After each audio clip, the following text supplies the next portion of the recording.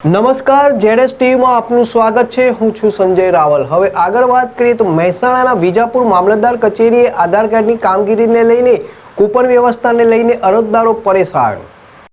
વિજાપુર મામલતદાર કચેરી ખાતે આવેલ જનસેવા કેન્દ્રની સેવા લેવા જતા અરજદારો આધાર કાર્ડ સુધારો અને આધાર કાર્ડ લિંક તેમજ અપડેટ કરવાની કાર્યવાહીને લઈ કચેરી દ્વારા જે કૂપન વ્યવસ્થા કરવામાં આવી છે તેમાં અરજદારોને ધરમધક્કા જેવી પરિસ્થિતિ ઊભી થઈ છે, જેના કારણે અરજદારો ભારે પરેશાનીમાં મુકાયા છે।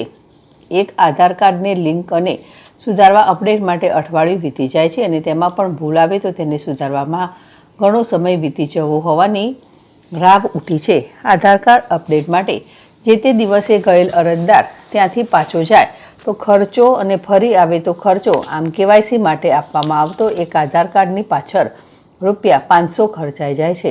જનસેવામાં બેઠેલા કર્મચારી પાસેથી પણ અરજદારોને કોઈ વ્યવસ્થિત જવાબ મળતો નથી, જેને લઈ જનસેવા કેન્દ્ર મામલતદાર કચેરીએ જતા અરજદારો ભારે પરેશાનીમાં મુકાઈ જાય છે। એક અરજદારના જણાવ્યા પ્રમાણે આધાર કાર્ડ લિંક કરાવવા માટે આખો અઠવાડિયું નીકળી ગયું।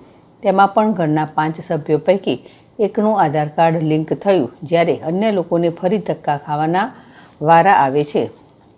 આધાર કાર્ડ અપડેટ અને લિંક અરજદારને સવલત અને સમયની બચત થાય તેવી વ્યવસ્થા કરવાની લોકોમાં માંગ ઉઠી છે।